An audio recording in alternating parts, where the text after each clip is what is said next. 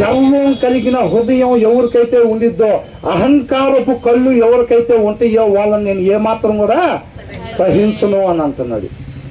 దావీదు ఉన్న దగ్గర ఈ ఉండటానికి ఏమాత్రం కూడా వీల్లేదంటే ఎవరి దగ్గరైనా సరే. అర్థమవుతుందండి. తను మాత్రమే కాదంట, తన చుట్టుపక్కల ఉండే వాళ్ళ దగ్గర ఎవరి దగ్గర కూడా ఈ ఉండటానికి వీల్లేదు. ఎంకరేజ్ చేయను ఏమాత్రం కూడా అలాంటి నేను అని అంటున్నాడు. తర్వాత ఏమంటున్నాడు, my eyes will be on the faithful in the land that they may dwell with me అని అంటున్నాడు.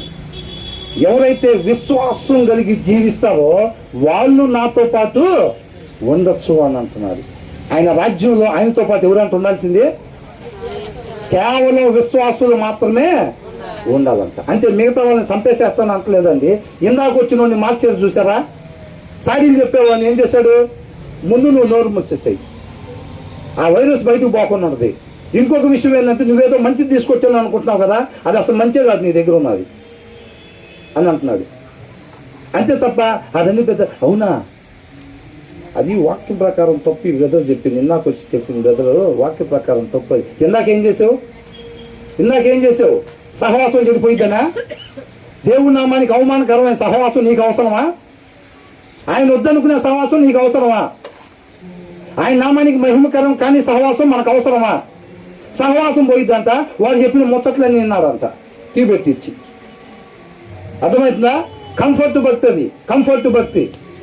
ప్రాణాలు ఎందుకు పోగొట్టుకుంటారు మిషనరీలు, ఇంకోసారి చేయమండి అంటే వదిలిపెట్టారా? ఆయన ఎంతవరకు ఉంచితే అంతవరకే. నేను విడిపించడానికి హక్కు నా దగ్గర నా దగ్గర నోరు తెరిచి మాట్లాడవా? పైనుంచి హక్కు ఇస్తే ఏదైనా నీకు కూడా, నీ చేతిలో నా చేతిలో ఏమి, అది అర్థమవుతుందండి. ఏమంటున్నాడు, ఎవరైతే విశ్వాసం కలిగి జీవిస్తారో వాళ్ళు మాత్రమే నాతో పాటు ఉండొచ్చు. అది నిత్య జీవంలో ఉండేది.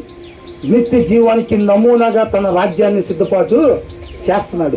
మాదిరిగా అందరికీ దావీదు రాజ్యాన్ని ఎలా చూపిస్తున్నాడంట, నిత్య జీవానికి మార్గంగా ప్రపంచం మొత్తానికి చూపెడుతున్నాడు అన్నమాట. అర్థమవుతుందండి. ఒక రోల్ మోడల్గా తన రాజ్యాన్ని, తన కింగ్డమ్ని చూపిస్తున్నాడు. అందుకనే దావీదు అంటే అంత ఇష్టం, దేవుడికి అంత ఇష్టం. బజార్లో పెట్టిన దీపంలాగా ఆత్మీయతని కొంతమంది పెట్టినట్టుగా అట్లా వదిలిపెట్టరా. టీవీ రిమోట్ చేతిలోకి రాగానే ఏది పడితే చూడటానికి కళ్ళకు పర్మిషన్ ఇలా.